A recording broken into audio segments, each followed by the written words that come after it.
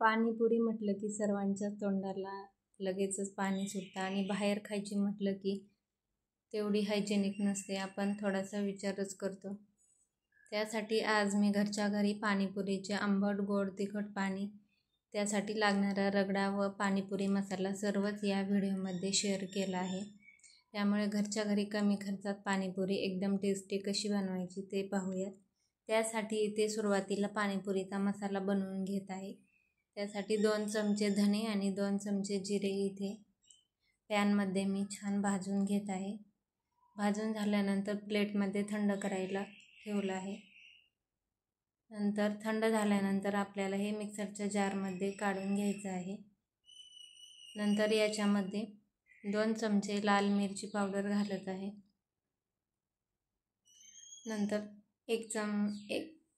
एक चमचा चाट मसाला घालायचा आहे आणि चवीप्रमाणे मीठ,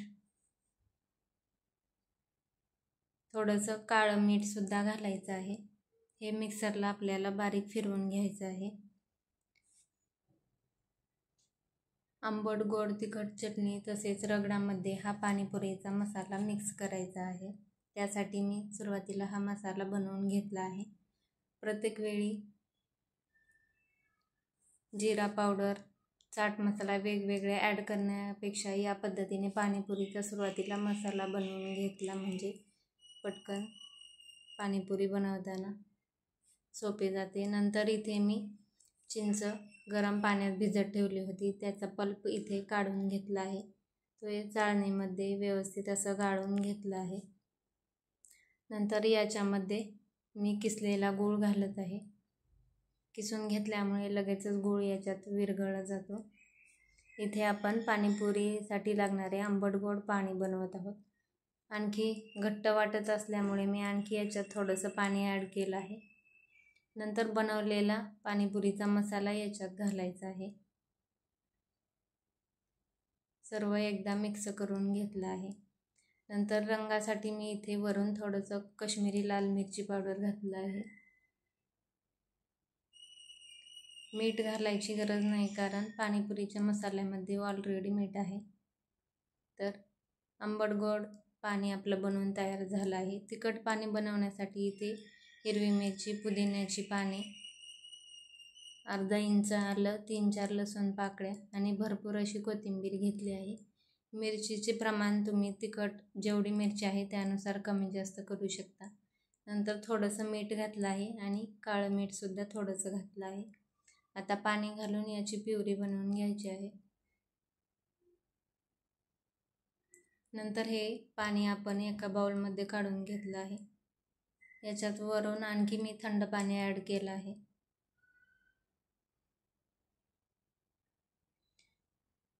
बनवलेला पाणीपुरीचा मसालासुद्धा याच्यात घालून मिक्स करून घेतला आहे. तर पाणीपुरीसाठी लागणारे तिखट पाणीसुद्धा आपलं बनवून तयार झालं आहे.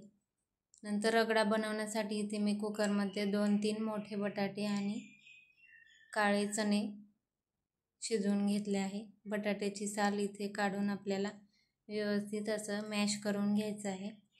तुम्ही याच्यात पांढरे वाटाणेसुद्धा वापरू शकता. बटाटा इथे मॅश करून मी घेतला आहे. नंतर याच्यात शिजवून घेतलेले चणे घालायचे आहेत. नंतर इकडे मी बारीक कट केलेला कांदा आणि कोथिंबीर आहे तीसुद्धा याच्यात घातली आहे. बनवलेला पाणीपुरीचा मसाला याच्यात घालायचा आहे. नंतर याच्यात आपण आंबट आणि तिखट पाणी जे बनवलं आहे, आंबट गोड आणि तिखट, ते सुद्धा याच्यात मिक्स करून छान असं हे मिक्स करून घ्यायचं आहे. रगड्याचं प्रमाण जास्त असल्यामुळे वरून आणखी थोडंसं मीठ घालावं लागणार आहे. मसाल्यामध्ये थोडंसं मीठ आहे परंतु आणखी मी वरून थोडंसं साधं मीठ आणि काळं मीठ घातलं आहे. एकदा सर्व हे एकजीव करून घ्यायचं आहे. आणि मी ही खारी बुंदी आणि शेवसुद्धा घरीच बनवली आहे, ती याच्यात मिक्स केली आहे. एका बाउलमध्ये हा रगडा काढून घेतला आहे. त्याच्यावर वरून आणखी डेकोरेशनसाठी शेव आणि बुंदी घातली आहे. ठेल्यावर जशी सजावट केली असते त्याच पद्धतीने मी इथे साईडने थोडीशी कोथिंबीर, कांदासुद्धा टाकला आहे. तर पाणीपुरीसाठी लागणारे आंबट गोड तिखट पाणी तसेच पाणीपुरीचा मसाला आणि रगडासुद्धा इथे आपला बनवून तयार आहे. तर मी आता पुऱ्या तळून घेणार आहे. तर बाहेर विकत जे मिळतात तेच मी इथे वापरले आहे. आंबट गोड आणि तिखट पाण्यावरती थोडीशी बुंदी घातली आहे. तेल व्यवस्थित गरम झालं की पुऱ्या याच्यात घालायच्या आणि पटकन या फ्राय होतात. तर अशा पद्धतीने मी इथे पुऱ्या सर्व तळून घेत आहे. पुऱ्या तळून झाल्यानंतर आपण इथे पाणीपुरी प्लेटमध्ये लगेच सर्व करूया. तर इथे रगडा, आंबट गोड आणि तिखट पाणी सर्व इथे मी काढून ठेवलं आहे. तर बघताक्षणी खावीशी वाटणारी अशी ही पाणीपुरी आपली इथे बनवून तयार झालेली आहे. तुम्हीसुद्धा एकदा अशा पद्धतीने घरच्या घरी कमी खर्चात पाणीपुरी नक्की बनवून पहा. आणि व्हिडिओ आवडला असल्यास व्हिडिओला लाईक करा, जास्तीत जास्त शेअर करा आणि चॅनेलला नक्की सबस्क्राईब करा. भेटूया पुन्हा एकदा अशाच एका नवीन व्हिडिओसोबत. धन्यवाद.